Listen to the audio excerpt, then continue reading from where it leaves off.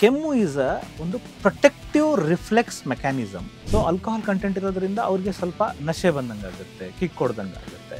ಕೆಲವು calf ಸಿರಪ್ನ ban ಮಾಡಲಾಗಿದೆ. ಇನ್ನು ಕೆಲವು cough syrup over the counter ಯಾರು ಕೊಡೋದಿಲ್ಲ. ಬ್ರೈನ್ ಸಿಸ್ಟಮ್ದು ರಿಸೆಪ್ಟರ್ಸ್ ಏನಿರುತ್ತೆ ಅಲ್ಲಿ ಕಾಫ್ ರಿಸೆಪ್ಟರ್ಸ್ ಅಂತ ಇರುತ್ತೆ. ಏನೇ ಒಂದು ನಮ್ಮ ಏರ್ವೇಯಲ್ಲಿ ಹೋದಾಗ ಅದನ್ನು ಹೊರಗಡೆ ಹಾಕಲಿಕ್ಕೆ ಕೆಮ್ಮು ಪ್ರೊಟೆಕ್ಟ್ ಮಾಡುತ್ತೆ.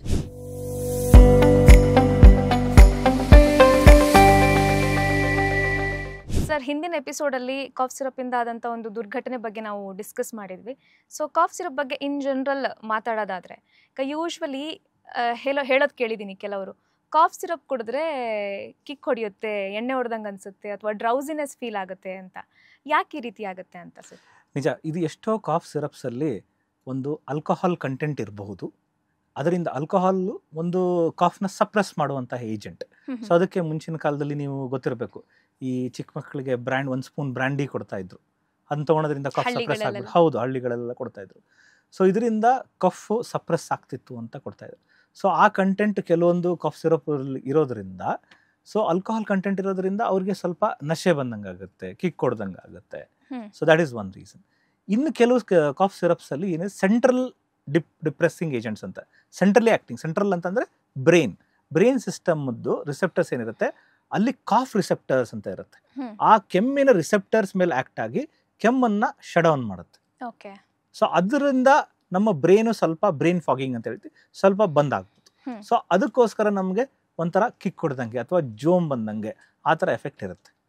ಇದು ಕೆಲವೊಂದು ಕಾಫ್ ಸಿರಪ್ದ ಸೈಡ್ ಎಫೆಕ್ಟ್ಸ್.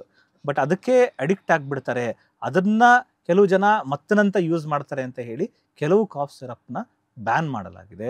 ಇನ್ನು ಕೆಲವು ಕಾಫ್ ಸಿರಪ್, ಇದನ್ನ ಕಾಸ್ ಮಾಡುವಂಥ ಕಾಫ್ ಸಿರಪ್ನ ಓವರ್ ದ ಕೌಂಟರ್ ಯಾರು ಕೊಡೋದಿಲ್ಲ.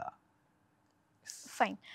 ಈಗ ಕಫ್ ಸಿರಪ್ ತಗೊಳಕ್ ಶುರು ಮಾಡಿ ಕೆಲವರಿಗೆ ಒಂದೆರಡು ದಿನದಲ್ಲಿ ವಾಸಿ ಆಗುತ್ತೆ ಕೆಮ್ಮು.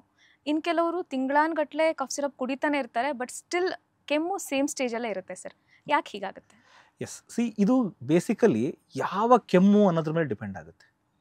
ನಾವು ಇದಕ್ಕಿಂತ ಮುಂಚೆ ಕೆಮ್ಮಿನ ಬಗ್ಗೆ ನಾವು ಅದರದ್ದು ಅರ್ಥ ಮಾಡ್ಕೋಬೇಕು. ಕೆಮ್ಮು ಅಂದರೆ ಏನು? ಕೆಮ್ಮು ಈಸ್ ಒಂದು protective reflex mechanism against any kind of irritants into the airway.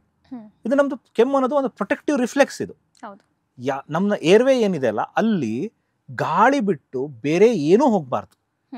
ಜೊಲ್ಲಾಗ್ಲಿ ಅಥವಾ ಧೂಳು ಪಾರ್ಟಿಕಲ್ಸ್ ಆಗಲಿ, ರೋಗಾಣು ಕೀಟಾಣುಗಳಾಗಲಿ, ಏನೇ ಒಂದು ನಮ್ಮ ಏರ್ವೇಯಲ್ಲಿ ಹೋದಾಗ ಅದನ್ನ ಹೊರಗಡೆ ಹಾಕಲಿಕ್ಕೆ ಕೆಮ್ಮು ಪ್ರೊಟೆಕ್ಟ್ ಮಾಡುತ್ತೆ. ಕೆಮ್ಮಿ ನಾವು ಅದನ್ನ ಹೊರಗಡೆ ಹಾಕ್ತೀವಿ. ಸೊ ಈ ಕೆಮ್ಮು ತುಂಬ ಜಾಸ್ತಿ ಆದಾಗ, ತೀವ್ರವಾದಾಗ ಕೆಮ್ಮಿನ ರಭಸಕ್ಕೆ ನಮ್ಮ ಏರ್ವೇಯಲ್ಲಿ ಡ್ಯಾಮೇಜ್ ಆಗುತ್ತೆ. ನಮ್ಮ ಥ್ರೋಟ್ ಬಾಕ್ಸ್ ಏನಿರುತ್ತೆ, ವಾಯ್ಸ್ ಬಾಕ್ಸ್ ಏನಿರುತ್ತೆ, ಎಪಿಗ್ಲಾಟಿಸ್ ಅಂತ ಹೇಳ್ತೀವಿ, ಅದಕ್ಕೆ ಹೊಡೆತ ಬಿದ್ದುಬಿಟ್ಟು ಅದಕ್ಕೆ ನಂಜಾಗುತ್ತೆ. ಆ ನಂಜನ್ನ ಕಡಿಮೆ ಮಾಡಲಿಕ್ಕೆ ನಾವು ಕೆಮ್ಮು ಸಿರಪ್ನ ಯೂಸ್ ಮಾಡ್ತೀವಿ. ಒಂದು. ಎರಡನೇದ್ದು ಏನು ಅಂತಂದರೆ, ಆ ಕೆಮ್ಮಿಗೆ ಹೆಲ್ಪ್ ಮಾಡಲಿಕ್ಕೆ, ಏನು ಕಫ ಗಿಫ ಇತ್ತು ಅಂತಂತಂದರೆ ಏರ್ವೇಯಲ್ಲಿ, ಅದನ್ನು ಹೊರಗಡೆ ಹಾಕಲಿಕ್ಕೆ, ಈ ಕಫ ಗಟ್ಟಿಯಾಗಿದ್ದರೆ ಅದನ್ನು ಗಫನ ಬ್ರೇಕ್ ಮಾಡಲಿಕ್ಕೆ ಮ್ಯೂಕೋಲೈಟಿಕ್ ಕಫ್ ಸಿರಪ್ನ ಯೂಸ್ ಮಾಡ್ತೀವಿ. ಮೂರನೇದಾಗಿ, ಆ ಏರ್ವೇಸ್ ಏನಿರುತ್ತೆ ಕನ್ಸ್ಟ್ರಿಕ್ಟ್ ಆಗಿದ್ರೆ, ಆಸ್ತಮಾ ಸಿಒಪಿಡಿ ಕನ್ಸ್ಟ್ರಿಕ್ಟ್ ಆಗಿರುತ್ತೆ, ಅದನ್ನು ಓಪನ್ ಮಾಡಲಿಕ್ಕೆ ನಾವು ಕಫ್ ಸಿರಪ್ನ ಯೂಸ್ ಮಾಡ್ತೀವಿ.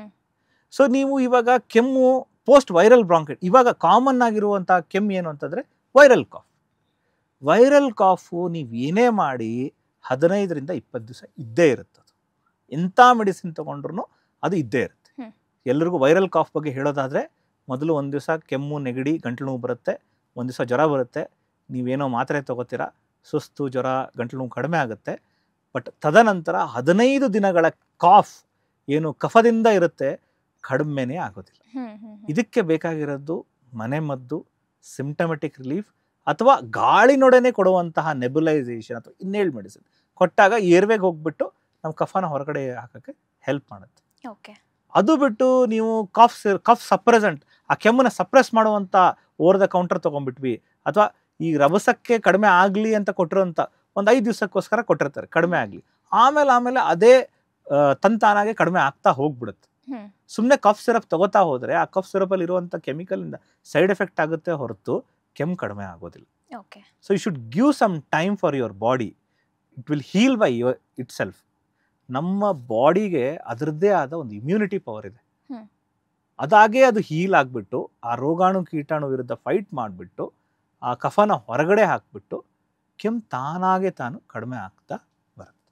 ಸೊ ಅದಕ್ಕೋಸ್ಕರ ಕೆಮ್ಮು ಇರೋ ತನಕ ತಿಂಗಳಾನುಗಟ್ಟಲೆ ಕೆಮ್ಮು ಸಿರಪ್ನ ತಗೋಬಾರ್ದು. Thank you sir. ಲೇಟೆಸ್ಟ್ ಹಾಗೂ ಇಂಟ್ರೆಸ್ಟಿಂಗ್ ಸುದ್ದಿಗಳಿಗಾಗಿ ಬಾಸ್ ಟಿವಿ ಕನ್ನಡ ಚಾನೆಲ್ನ ಸಬ್ಸ್ಕ್ರೈಬ್ ಮಾಡಿ. ಹಾಗೆಯೇ ಬೆಲ್ ಐಕಾನ್ ಪ್ರೆಸ್ ಮಾಡಿ. ಇದರ ಜೊತೆಗೆ ಫೇಸ್ಬುಕ್, ಇನ್ಸ್ಟಾಗ್ರಾಮ್, ಎಕ್ಸ್ನಲ್ಲೂ ಮಿಸ್ ಮಾಡದೆ ಫಾಲೋ ಮಾಡಿ.